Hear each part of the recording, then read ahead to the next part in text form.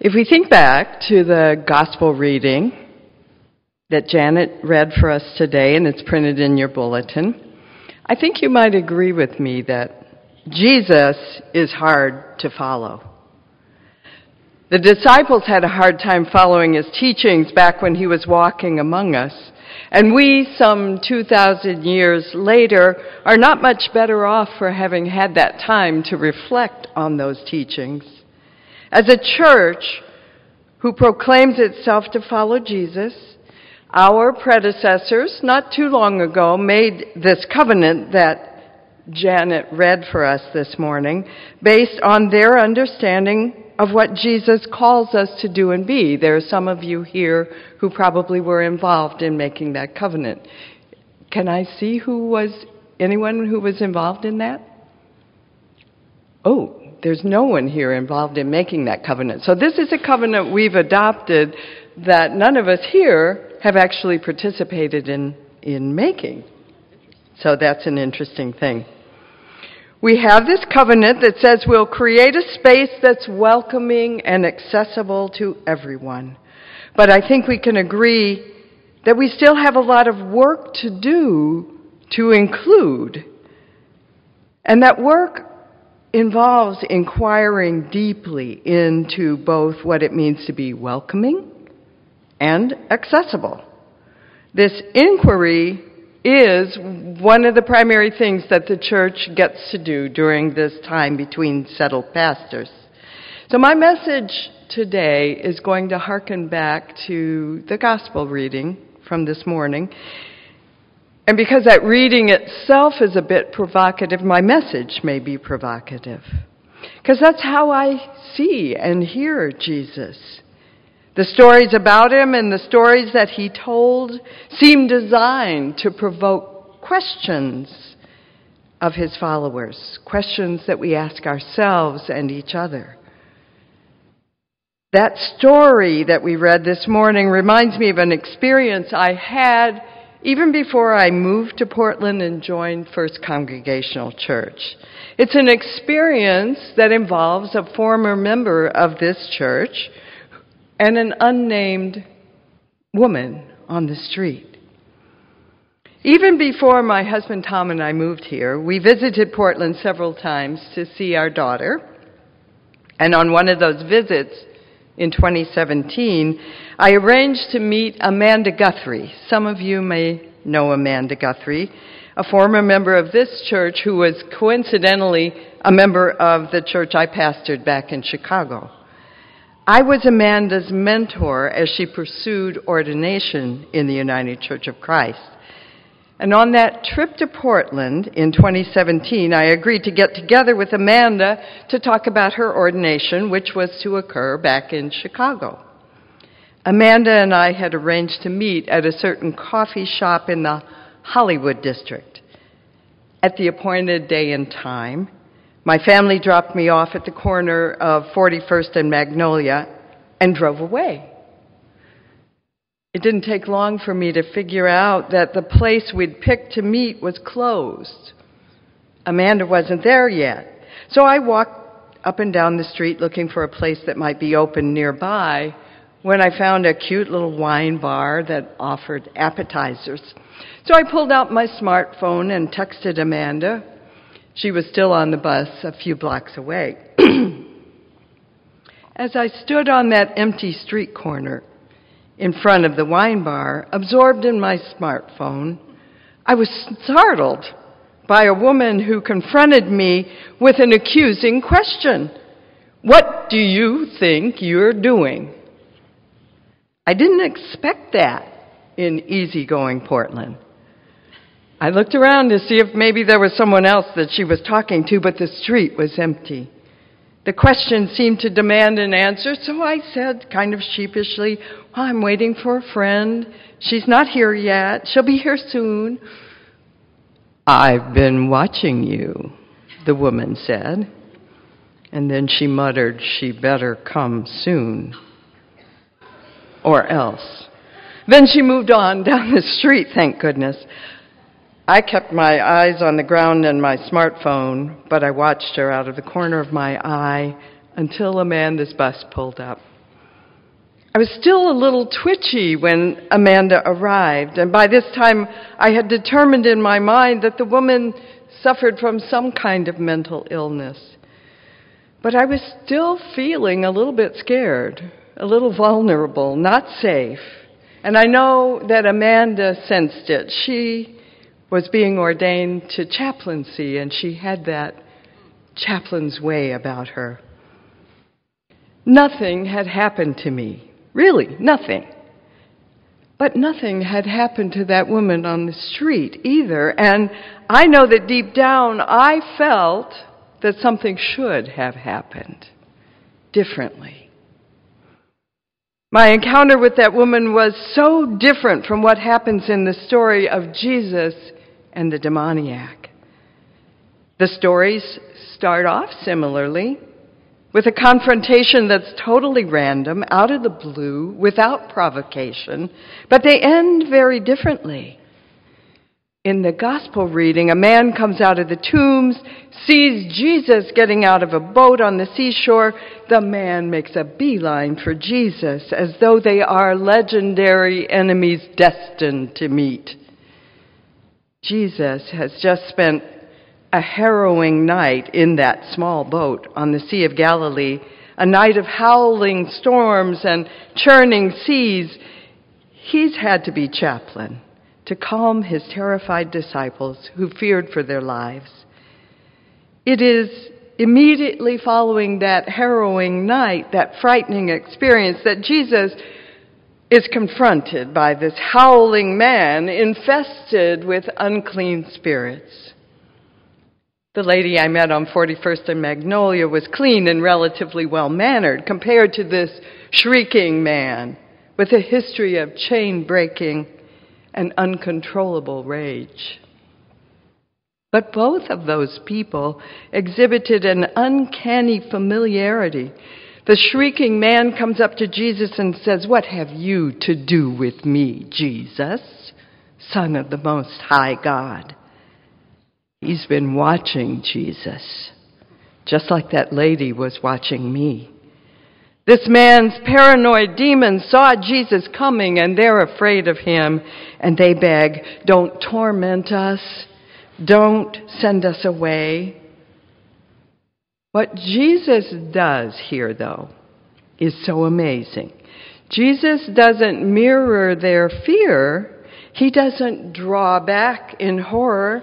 Jesus looks past those fearsome, challenging spirits and speaks not directly to them, but to the beaten down humanity inside that barely recognizable shell of a man. And that does it. In that moment, as Jesus holds the man's gaze, he invites that lost soul hidden inside that man to speak his name. Sadly, the man no longer knows his own name. He's only aware of how overrun he is by demons. There are many. They are legion. Occupying demons prevent him from being himself. And we know that demons can prevent any of us from being who we truly are. And they can also prevent us from getting the love and care we need, because they prevent others from seeing us as God sees us. But Jesus is not overcome. He overcomes fear with love. He sets to work finding and freeing the beloved child of God who is overrun with demons. Demons that have been tormenting him and driving him to the edge of death. "Come out of that man, you unclean spirits," Jesus commands. And there's something else I noticed there. It's that freedom. Jesus is all about freedom. Freedom from fear. Freedom for life. Freedom of choice. He even allows those demons freedom of choice to do what they want to do. And they can't jump fast enough. They jump into a herd of swine who happen to run off into the sea where they all drown. But that time, the destructive dive does not take with it that man who had been infested by demons. This unnamed man from the tombs, the one whom others had given up on, is left empty and well, restored to life, made whole. He's now living testimony to Jesus' power to heal. But it's not all roses for him, is it? Reading on, we hear that the man's community doesn't know what to do with him or Jesus. They still fear. Only now it's not the man's demons they fear, but this power of Jesus to restore outcasts to life. What will they do with him now? How will they welcome and include him? That's what makes it so hard to follow Jesus. Because Jesus calls us to welcome the very people whose society gives up on. To look past their demons and see them for who they really are. In May, our women's group here, Eve's Sisters, chose true inclusion as the topic of their women's retreat. They began to take a look at what it would mean for Portland First Congregational Church to be even more welcoming and inclusive of the kinds of people that Jesus calls us to welcome. This ancient story that we're dealing with this morning challenges us with that same question. Will you look more deeply at our world, at the pain, at the places where the fabric of society is rent, the places that reveal the real horrors? Jesus calls us to find our mission there. And our city is full of opportunity to follow Jesus into the tombs, into confronting demons. Demons like mental illness and chemical dependency seem legion. And we know they only grow in number and complexity when not confronted and treated. Our society over the past several decades seems to be turning away in fear and loathing, systematically turning its back and refusing to adequately fund care for mental illness, allowing those demons to thrive and multiply. Right now, our state of Oregon is overwhelmed with challenges to provide adequate care for the mentally ill and chemically dependent. We're resorting to chaining and locking people up again because there's no other place to safely house them. When we don't take the time to see the people who have been afflicted by unclean spirits as God sees them, as people needing, deserving, and responding to compassionate personal relationships, then demons can become legion. This story about the man from the tombs challenges us, but it also contains in it a kernel of possibility.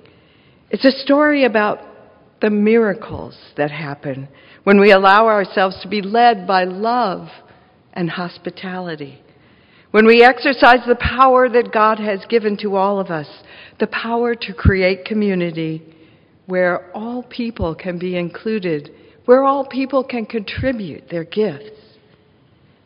The story of Jesus and the man from the tombs ends very differently from my encounter with the woman on 41st and Magnolia.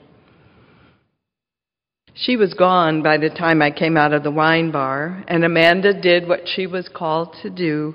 She stayed with me to calm my fears until I could get a ride home to my family. In our story today from Mark's Gospel, the man who's been freed of his demons really wants to stay with Jesus. But Jesus tells him, no, stay behind.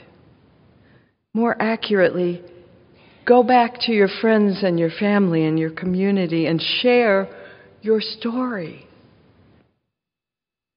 And that he does. And today I share my story of regret. I regret that I didn't spend enough time with that lady on the street to learn anything about her. Not her name, and certainly not her circumstances. I regret that I was so concerned about my own safety that I didn't find out about her safety. My excuse was, I'm new to this community. I don't know how to effectively help her. But she made an impression on me. You could say even that she haunted me. I've wondered what happened to her. I've wished I could meet her again. I wished I could invite her to a safe place, a welcoming place, like this church, where the spiritual nurture of community is offered along with hospitality, coffee, snacks. As we vision ourselves into the future, we may want to take the time to look more deeply into the actions we might take in our community in an effort to extend our welcome and our accessibility. Kath Clark and Eve's sisters started an inquiry at their retreat, and when I talked to her, Kath shared some of the great resources she'd found for that retreat. Our modern testimony this morning comes from one of the books that they read. And I pray this morning that we'll take the time that we've been given to engage in this inquiry, not so much into the question of why we should be doing this, because Jesus certainly gives us the why, but into the what and the how.